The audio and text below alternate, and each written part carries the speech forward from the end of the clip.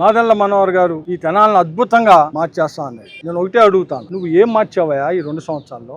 ఈ తెనాల పట్టణంలో విపరీతమైన ట్రాఫిక్ జామ్, ఒక పోలీసు ఉండడు. ఈ తెనాల నియోజకవర్గంలో విపరీతంగా జోదం, ఎక్కడ పడితే అక్కడ కూటమి నాయకులు జోదం ఆడిస్తా, ఇళ్లలోనే జోద క్రీడలు, పోలీసులకి డబ్బులు ఇచ్చి జోదం ఆడిస్తా ఉండారు. ఈ వాస్తవం. రాగానే పెద్ద ఆర్భాటం చేశారు. ఇంకేముంది, తెనాలని మారుస్తామని చంద్రావూరు పార్కు డెవలప్ అన్నాడు. మీ బాకా పత్రికే. మరి ఇదిగో మంత్రి చెప్పినా మామ అనిపించారు. ఇది కూడా వాస్తవం కాదా? మనోహర్ గారు ఎమ్మెల్యే మంత్రి అయిన దగ్గర నుంచి సుమారు ఇప్పటికి 11 మర్డర్లు జరిగినాయి. 11 మర్డర్లు ఎందుకన్నా జరగని. మరి ఎక్కడుందా లా అండ్ ఆర్డర్?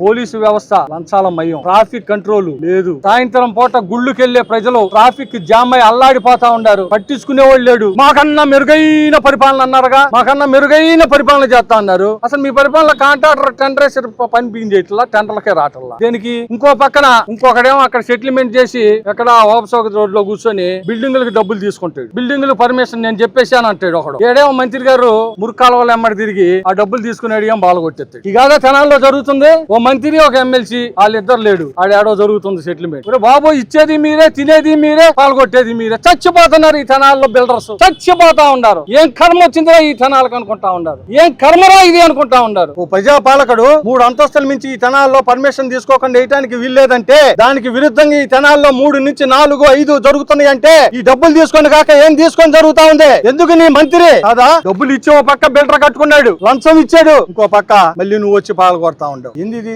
ఎంత దౌర్భాగ్యం అయిపోయిందంటే తెనాల్లో. ఇప్పుడు ఈ డబ్బులు ఎవరి దగ్గర తెచ్చుకోవాలి పాల్గొట్టినాక? అదన్నా చెప్పు. డబ్బులు తెచ్చుకోవడానికి పోతే రౌడీజం చేస్తుంటారు. ఇంత అసమర్థత పరిపాలన మీరు చేస్తా ఈ తెనాల ప్రజలు అల్లాడిపోతా ఉండారు. ఇటు అభివృద్ధి లేక, సంక్షేమం లేక ప్రజల జీవితాలతో ఆడుకుంటున్నారయ్యా. నువ్వు ఇక్కడ మంత్రివర్యువి.